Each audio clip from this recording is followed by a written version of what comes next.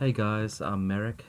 I've just been running a lot of Dungeons and Dragons tonight, and in particular, I've been running something fairly unusual. I've been running the very original version of Dungeons and Dragons.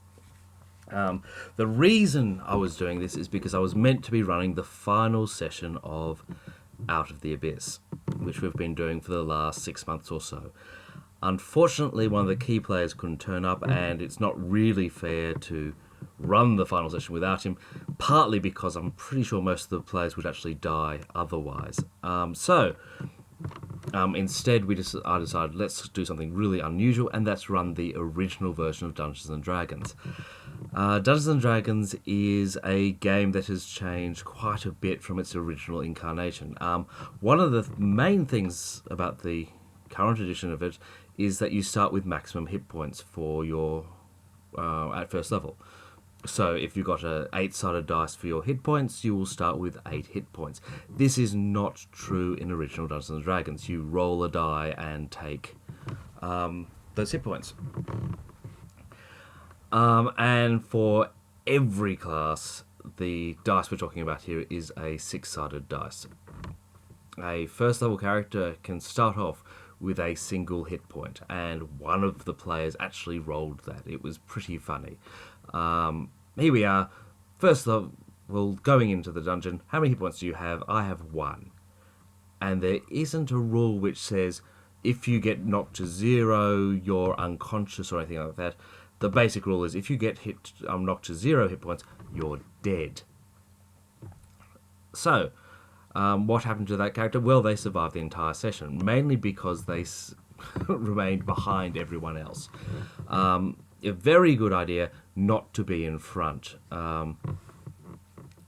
Even if you have maximum hit points, and the fighters have a slight advantage, they add 1 hit point to their total, so you could have a fighter with 7 hit points. That's not very many, but let's go with it. So the fighter might be able to survive 2 blows. Bad rolls, a lot of goblins attacking him, the fighter's dead, everyone else starts running away. Or, with this group, they didn't run away at all, they just sort of stayed there and died. Except for this guy with 1 hit point who ran away. So the very first expedition they did, into the dungeons, met some goblins. The group went into melee and got into a situation where one of them died, the next died, the third died, and the 4th person ran away. Now, there's a interesting thing about, yet another interesting thing about early Dungeons and Dragons. The XP is divided among the surviving characters. When you have 1 character survive, they get all the experience points. So, everyone else is creating new characters, and we have 1 player with 1,000 XP for killing about 10 goblins. He actually only killed about 1, but the rest of the party killed the rest, so it all counts. So, living is really important, and you do that by running away. That and having good armor. Plate mail and shield cost 60 gold pieces. You start with between 30 and 180 gold pieces, depending on how well you roll. So, no one rolled really badly for their starting gold, so everyone would always be in plate mail and shield, unless they were a magic user where they couldn't wear armor at all.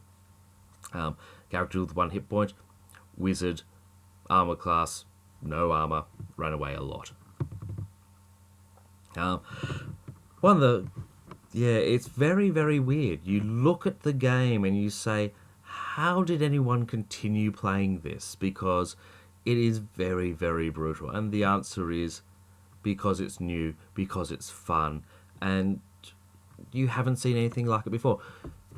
We got to the current 5th edition rules, where you start with maximum hit points and you'll survive several hits.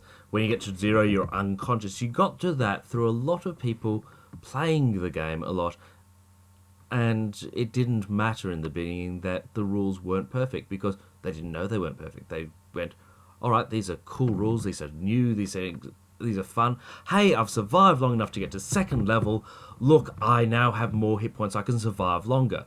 And it's not like character creation was actually took a long time. It took, I reckon about 5 minutes for any character to get created. You had to roll 6 ability scores on 3d6, so between 3 to 18 each one. There are about no ability modifiers whatsoever. A good dexterity gave you a bonus to hit in missile combat. Didn't give you a bonus to armor class at all. A strength score does nothing. If you're a fighter, a good strength increases the amount of XP you get when you survive, and that's it. It's really, really unusual. There was recently an article about how ability score checks get made. I'll have to look it up. I think it was DM David. Could be someone else. But ability score checks don't exist in the basic game. You roll ability scores and they do nothing. But while they don't exist, that doesn't mean that they don't get used. The early Dungeons and Dragons was full of people making up stuff. And you got an ability score. Well, how will we do it? Well, let's try rolling a d20 under it. That was a bit easy. How about rolling 4 6-sided dice underneath it? How about 2d20, take the higher one? I don't know how many of those got used. It was very much every group would find out their own way of doing it. And so I was coming to this having played Dungeons and Dragons for 30 years. It's a very long time to play Dungeons and Dragons. But I was trying to approach it from the point of view of someone who wasn't really familiar with the system. So I was trying a lot of the time to go with the rules as they were written, and then finding there were a lot of holes in them. Merely the fact of initiative, who strikes first, is very weird. There are no initiative rules in the original 3 books. So if you go through Men and Magic, through where is it? Here it is. Monsters and Treasure, that way, and the Underworld and Wilderness Adventures. So those are the 3 basic books. There are actually no initiative rules. A lot of the combat rules go back to the original chainmail rules. There we go. And chainmail is designed for mass combat. So you have a lot of... and also characters dying on one hit. Well, not that dissimilar to first level Dungeons and Dragons, though at high levels characters can survive a few hits. But if you have a combat which lasts a long time... the chainmail initiative rules start falling over pretty badly. The way that the man-to-man rules work is that the character with the longer weapon will strike first in the first round, and in later rounds it will be the character with the shorter weapon will strike first in later rounds. So if you're armed with a dagger, you want to survive that first round because you'll be getting to strike first all the rounds thereafter. And so we did that, and it just felt really, really wrong. It's strange. The later versions were you rolled a Z6 for an initiative, and that's sort of in chainmail, but you've got the man-to-man system, so you think, I've got to use this, but, perhaps it doesn't work. Perhaps, it's not fun. And so what we actually came down to was I was letting the characters strike first all the time, and then the monsters would strike second all the time. And this was basically because I wanted them to live slightly longer than about 5 seconds. In fact, the guys with plate mail and shield, it was really hard for the goblins and the kobolds to hit them. They were needing to roll 17 higher on a d20, and my d20s were not running hot at all. They were rolling 3s and 4s a lot, which... but it wasn't like they weren't rolling high occasionally. So four player characters. At the end of the first expedition, 3 of them were dead. At the end of the second expedition, there were 2 dead, and after that, they managed to survive on like that. So 2 of the players went through 3 characters. One of the players had 2 characters, and Haley managed to actually survive throughout the entire thing with her 1 hit point magic user. Magic users were very interesting. the fact is they have no hit points, they have very little melee skill, and I'm not even sure that they're meant to have much of a range skill, because the only weapon they have is the dagger. Now I'm just going to look here and see if the dagger actually has a range associated with it. Actually, if any weapon has a range associated with it. Not seeing much here. No. No, nothing there. Maybe it's in chainmail, but daggers. Daggers. We think about throwing daggers and have them, but with chainmail, would people do it? Very strange. Man-to-man combat. Nope, can't see it here. So daggers probably can't be thrown. I was allowing daggers to be thrown. So by the end of the adventure, we had 1 cleric in the front rank and 3 magic users, because that's what they rolled, in the back rank. And it was hilariously bad if you only allowed the wizards to use attack in melee, because the wizard runs up, he goes stab and misses, and the monster goes, "Hey, look, you've got an armor class of no armor, 9. I'm going to hit you on a 10 or better. Attack, hit, you're dead." So I was allowing them to throw daggers, and so they were towards the end. They were doing an awful lot more damage, and the cleric in front wasn't being hit, and got hit once, but he had a better hit points than 2, so he managed to survive that. And so by the end of it, they were actually able to defeat quite a number of things. Magic users also have a very limited spell list. There are... when you think about magic users these days, you think about their cantrips. Well, magic users don't have cantrips. They have 1 first level spell, all of 1.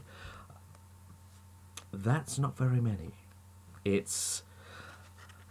You go in, you cast your spell, and then you're pretty much useless, which is why I was allowing them to throw daggers. But if you look at the first level spell list, I don't know if you can actually read this here. Maybe you can. That way. That way. You'll find that there are 8 first level spells.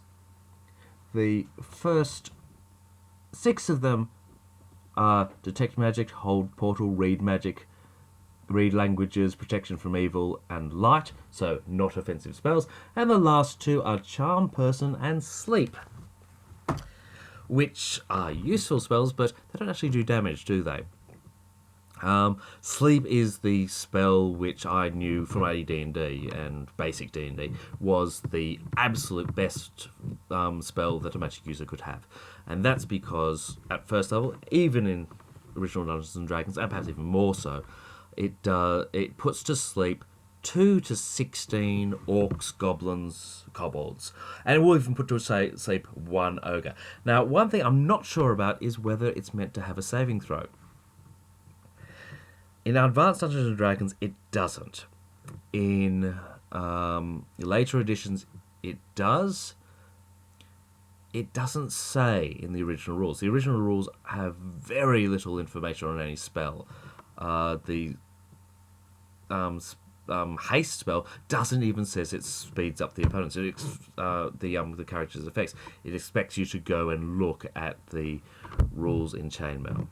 But sleep, which isn't in chainmail, puts to sleep these number of creatures, and I decided, based on Advanced Dungeons & Dragons, they would not get a saving throw. So whenever the group came up against goblins, one of the wizards would cast sleep, the goblins would all fall asleep, and they'd really easily win that combat. So that actually happened. That very first combat, Haley cast sleep, the goblins went to sleep, and they won the combat. And then the next combat, Haley didn't have sleep, and everyone else died. Yeah, having a magic user was really useful, but you had to know when to cast the spell. Casting it against a couple of creatures, not really worthwhile. Casting it against a lot of creatures would just win you a battle straight off. So, at the end of the adventure, when we were running 3 magic users and 1 cleric, that's a lot of combats which end very quickly in the favour of the characters. An ogre, sleep spell will affect 1 ogre. Doesn't get a save, falls asleep, they kill it. I put in a encounter with 1 ogre, and they come up to it, and one of the wizards go, "Sleep!" Falls asleep, and they go, "That worked?" Yes, it did. Wasn't like I gave them the rules beforehand to look at, so there you go. So the magic users have this thing, they have one spell. The other spell which they didn't use because they hadn't read it was Charm Person. Now, Charm Person is a not particularly good spell in 5th edition. It says one person sort of likes you for a while and then they hate your guts.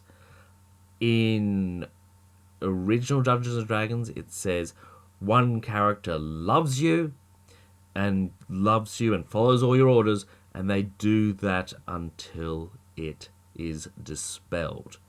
It's not, oh, it wears off. No, it's until it's dispelled, which, you know, you go into the dungeon, you get a hobgoblin, and you charm him, and he follows you around and protects you.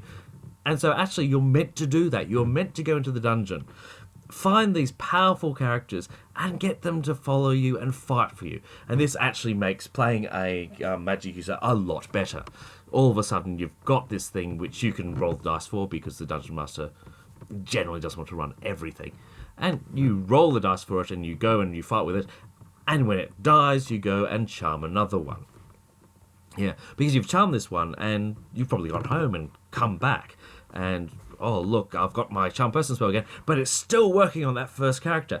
How many monsters can you charm? Well, probably in the original days, Gary would sort of say, yeah, you can have one, but that's it. You can't use Charm Person again until that one dies. Or maybe it was, all right, you've got an entire army of charm people. Well, there's a reason it lasts according to your intelligence score in Advanced Dungeons and Dragons, because I'm sure that someone, probably Ernie Gygax, went around with about 50 of these charmed goblins. So, wizards are incredibly powerful, or magic users they were called back then. The fighter at first level has the advantage of having extra hit point wearing chainmail and shield, which is the same as the cleric. So the cleric has, well, just D6, has one fewer hit points, D6 hit points. Doesn't have the D6 plus 1. Both can wear plate and shield, and the fighter can use edged weapons and the cleric can't. What does that mean? Well, in the very original version of Dungeons and Dragons, the dagger does 1 die worth of damage, so D6 damage. The two-handed sword does D6 of damage. There's actually no difference between the damage of the weapons. The only change of weapon effectiveness comes in the original game if you're actually using an initiative rule which says the longer weapon strikes first, which is why I tried that first. There's no difference between the weapon damage. That came along. The first supplement, Greyhawk, so this one here, there. The first supplement had added in all these extra dice, and daggers do D4 damage, and swords do D8, and two-handed swords do lots of damage. But that wasn't there at the beginning. It was all D6 damage. So, what's the advantage that the fighter has over the cleric? Well, not that much. But what can the cleric do? Right. So the cleric, as you know him in 5th edition and in later editions, can cast spells and can turn undead a little bit later. But that's not actually the case in original Dungeons and Dragons. And those who have played the basic edition, done by Moldvay or Metzer, the red box, will know this. The original cleric could not cast spells at first level. They got their first spell at second level. They could cast one first level spell, which almost certainly was Cure Light Wounds, because healing was pretty hard. If you didn't have a second level cleric with you, you can't heal. It probably actually didn't matter, because in the original game, if you got hit, you were dead. So, what's the point of healing if you're dead? There isn't any. So the cleric is wandering along, and he's about equivalent to the fighter. He probably has, on average, he has fewer hit points. Most of the time, he'll have the same. +1 is not much on a D6 roll. And then they're both going to die in one hit, unless the fighter or cleric got really lucky and the monsters didn't. And then you have the cleric has the ability to turn undead. This is they do this by rolling 2 6-sided dice and trying to score better than a number according to the type of undead they're trying to turn. For skeletons, they need a 7 or higher. For zombies, they need a 9 or higher. For ghouls, they need 11 or higher. And if they come up against vampire when they're a first level cleric, well, they're probably dead because the dungeon master really hates them. So, because I was giving them an adventure with all these things, I had a room with zombies in it and a room with a ghoul in it. And so when they came against the zombies, did the cleric turn undead? No, he didn't. He just didn't think about it because they all went and just killed the zombies. Because I had the zombies at range, and so they all used their missile weapons, and then the zombies shuffled forward. And they used their missile weapons again, the zombies shuffled forward, and then they got to attack in melee. But the zombies are slow, so the zombies attacked last, and so they killed all the zombies because they actually rolled really well. Zombies have a really bad armor class, so they rolled really well. They killed all the zombies, and so that was their first chance to kill undead. Yeah, so what happened next? They went, so there's an original Dungeons & Dragons doesn't use evil or good, it uses law and chaos. So this was a chaotic shrine because it's a real trope of old D&D. If you ever read any of Gygax's adventures, there's probably a temple to chaos somewhere in it. There certainly is in Keep on the Borderlands, and that's an adventure which I really love. And so when I write these beginning Dungeons and Dragons adventures, temples to chaos tend to pop up here and there, everywhere. So temple to chaos, radio. There's a room off the side. That's the priest's vestry room. It's got all the interesting items in it, like old incense, which is sort of chaotic infused. What's that mean? Don't know, didn't do much more of the adventure, but it should really mean something. Made the players really excited. So what alignment are you? I don't know, but this looks cool. I want to be chaotic. Right, okay. Don't know how that works, but we'll go with it. And so you got there, and there's the strips of robes of what there was. Once were priests' garments, but they're not much anymore. Okay. But what's on the other side? Oh, here's a secret door. Yeah, now secret doors, how do characters find them? Now, I think that if I actually look in the rules, I will probably find that in somewhere in here, there may be a rule saying you roll a die, and on a 1 or 2, you find a secret door. I didn't actually look that carefully, because there really isn't very much in here to begin with. So I just said, if you look for a secret door, you find it. The actual rule in the Men and Magic book says that elves can find secret and concealed doors. It doesn't give any advanced, better chances to do it, just said they can do it. But we didn't have an elf, we were just human characters. And so they went, okay, we look around. Yes, there's a secret door. You open the secret door, and what's in there? There's a old priest, and he's been turned into an undead. And he's wearing his the vestments of a high priest of chaos, and he's got this mace on his chest. It's got jewels on it and everything like that. And so, yeah, okay, radio, what do? We go and turn him. And this time that the cleric is on, let's turn undead. Radio, I had decided for no particularly good reason to make him a wight. Mainly because the Tolkien influence in original Dungeons & Dragons is actually quite strong. The adventures are not Tolkien. The character types and adventuring party, and especially the monsters, have a lot more of the Tolkien influence to them. And so the Barrow Wight, which is what gets Frodo in the Barrow Downs, is a really, really scary monster. And so I looked at this, I was just going, right, yeah, so this is a wight. Okay, it's a really, really scary monster. It's only got 3 hit dice. That's 3 hits and they'll kill it. And hang on, each time it hits them, and it's going to hit them quite a bit because it's got 3 hit dice, and creatures get better at hitting things based on their hit dice. It's going to just kill them because it drains their energy. It's not even going to be roll a die and see how much damage it does. Each of them will just die. That's not so much fun. Let's make it a ghoul. And that puts it down to 2 hits to kill it, and yeah, Okay, and they have a chance to turn that one. They don't have a chance to turn a white. So in they go. They try and turn the white, and I think the die roll was something like a 5. You're needing an 11. Not going to happen. So radio, they go, radio, let's attack it, radio. Can we cast sleep on it? No, it's undead, and undead creatures won't sleep. Right, I run in and attack it, right, it attacks you back, and it lays you down, you're dead. Radio, okay, the rest of you, what are you going to do? We're going to slam the secret door shut and run away. And that was exactly the right thing to do. When you one of the big things about old editions is knowing when to run. This is also true of new editions, but not as much. The thing is, when you have a character that cannot be revived from the dead, it makes, from being dropped to 0 hit points, you're dead, you can't get around it. It makes the game very, very different.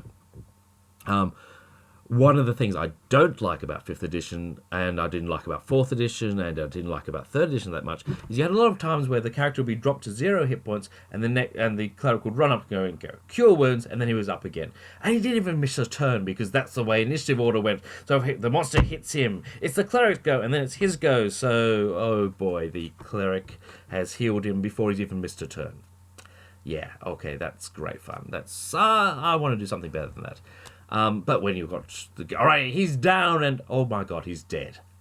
Right, okay, what do we do? Well, we can stay and fight and all die, and we've tried that before, and we all died. So, instead, they closed the door and ran for it, and so create a new character and go back down, and they went and killed him. And this time they threw daggers, and they engaged in melee and completely failed to turn him. But they did enough to just kill him. And Oreo, so what's that mace he's wearing? It's a magical mace, and a magical mace is really, really important and incredible and very unusual because of something very unusual in the Dungeons & Dragons rules. Most of the rules for magical weapons in the original Dungeons & Dragons are looking at swords. Swords have a bonus to hit. They do not have a bonus to damage. They just have a bonus to hit. So if you have a +3 sword, wow, what a sword that is. +3 to hit. It doesn't do extra damage. But about every sword you get is an intelligent item. It's got a personality, it has special abilities, and it does stuff. The rare other magic items, and I didn't roll for the mace, I just said, oh, he's got a mace. The rare magical item, other magical weapons aren't intelligence, but they get a bonus to attack and damage, and that's what we've used from now for everything. But in the beginning, swords didn't do that; they were just a bonus to hit. And so, one of the guys picked up the mace, going, "Hi, I'm a cleric. I've got a +1 mace.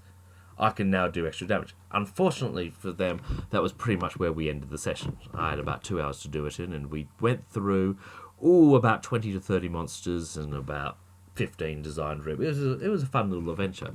But, everything must come to an end, and so it did. I killed 5 player characters, and we started off with 4, so we only had 4 players at any one time, so I killed a lot of characters. If you're familiar with Dungeon Crawl Classics and the Meat Grinder, it wasn't particularly unlike that. It's a very strange thing. But, this was fun. It was interesting. I don't know how many of the people will want to come back and do it. The fact is that the original Dungeons & Dragons game is played by almost no one these days. There's a few people, particularly the guys at Frog God Games and their Swords and Wizardry, who do a version of the original rules. And the original rules have a lot of interesting things about them, but mostly the very original game we've abandoned because the next year, in 1975, the Greyhawk supplement came out, and it added a lot of stuff which made the game more varied and more interesting.